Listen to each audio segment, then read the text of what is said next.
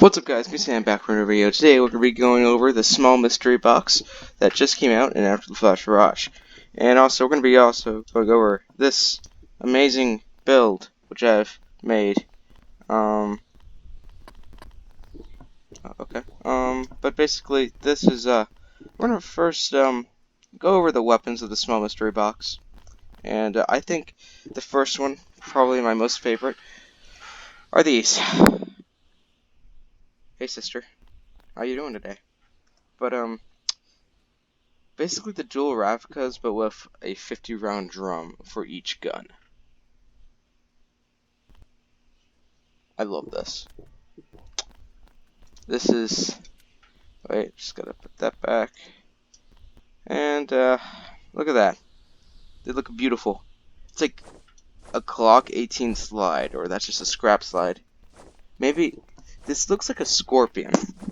It's like a Czechoslovakian, it's a Czechoslovakian machine pistol that can work as a submachine gun as well. That's what machine pistols are really made for. It looks sort of like that with its slide and its actually no. I mean, the bottom part of it looks somewhat like a Scorpion, like in this trigger action area in the front. And then this back does not look like a Scorpion. So it looks like a Scorpion, two Scorpions that had like some scrap used on it, which is pretty sad because of how amazing the Scorpions are. But well, let's fire this baby. This is probably ear rape. Okay, this is loud.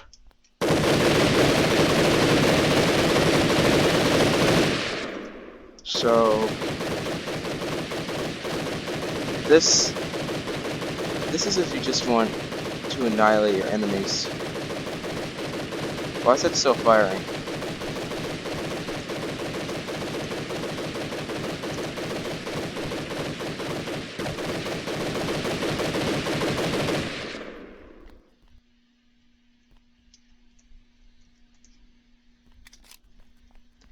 Okay, so that was the dual drum guns.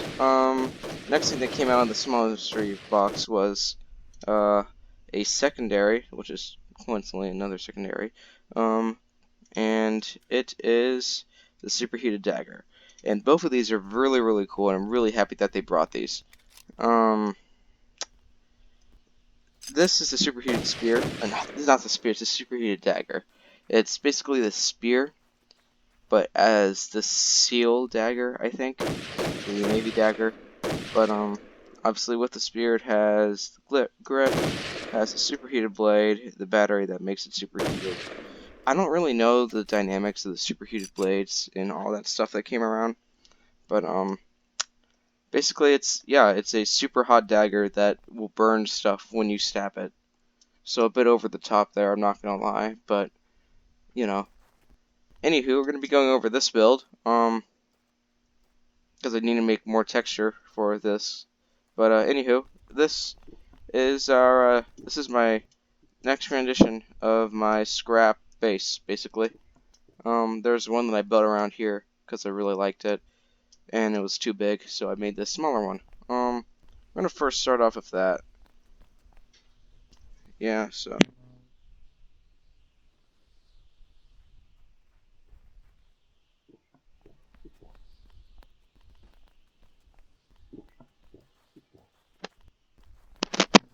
So, basically, we have this is the outer walls, and also I cannot really ICD jump up it. I need to stop this. Okay, whatever. Here we have our base. This is meant to be an old CDF outpost that was attacked via units, obviously last winter.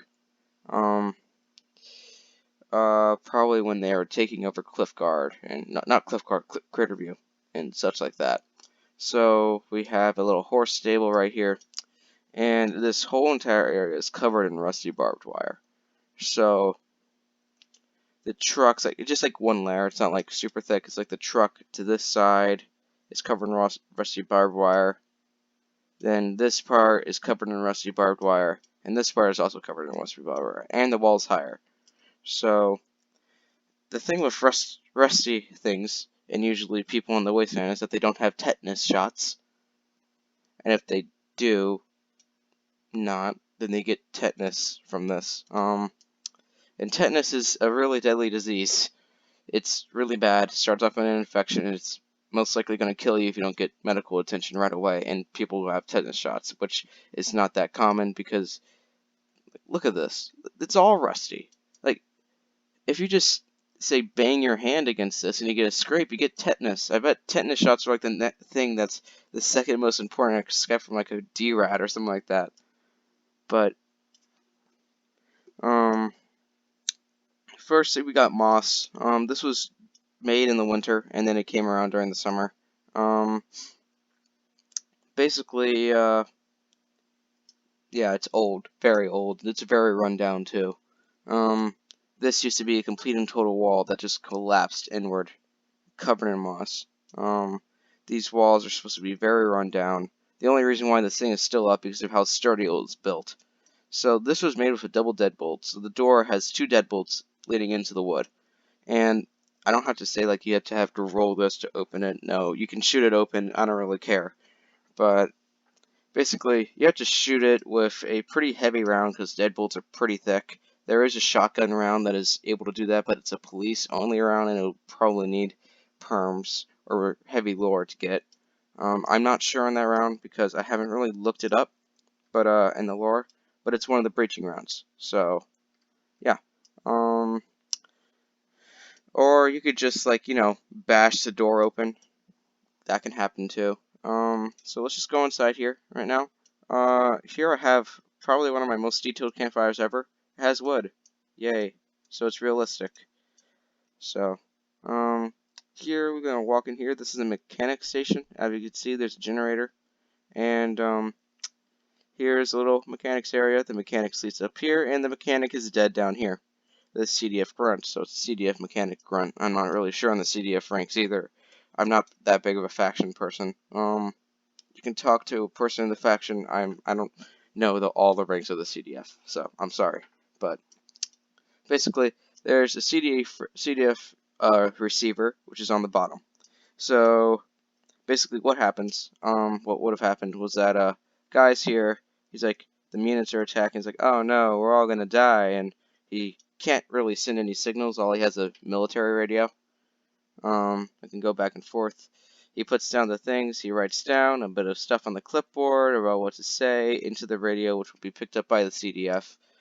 Because the CDF, if I believe at this moment, was not that big of a faction during last winter, and then it came really big when it settled on Cliffguard. And basically, he was hiding under the desk and he died. Probably shot to death by a marauder or something like that. Then we just go in here. Area's covered in rust and moss. Nothing really special around here. I kind of kept it the same. Because there's really nothing I could do to this except just keep it the same. It's pretty nice. It's a pretty good build. I like it. I may make this into a leisure area. As you can see, there's moss showing out, so I may fix that. Because this is now controlled by this guy, Patriot. He owns this area, basically. And he's non-feral, not right now, at the moment. But there's so many people. But long story short, that's really it for this. Except for the amount of signs to completely cover this because of how many people are going to try and get around this. More tetanus. Rusty, barbed wire, tetanus. So yeah, there's a lot of tetanus in this area. And yep, this area is covered in tetanus too. Yeah, a lot of tetanus. And technically, you can't really, I'm not really sure on this, but for the amount of rust, it's allowed to use like rusty barbed wire, right? Because who would have new barbed wire? I mean, you're gonna get tetanus from that. Like, if you get stuck on it, you're gonna get tetanus. But here's a small inconspicuous shot. No, nothing going wrong here. And then there's a hatch. So something's really going on here. Close the door right here. Uncover the hatch. This guy does not know this is here. He just knows this is shack. And we go down in here. And boom. It's a bunker. More like a cellar. Uh, these are two Winchester models, 1897s, which are the trench guns, basically. This is supposed to be a really, really old bunker. Like, in this time period in Arizona, there's a Nevada, Arizona, this area, there's a large amount of bunkers that came around in like basically the whole entire Cold War because of the giant threat the Soviet Union posed. And basically, you would have tons of bunkers just like under people's houses, under shacks and all that.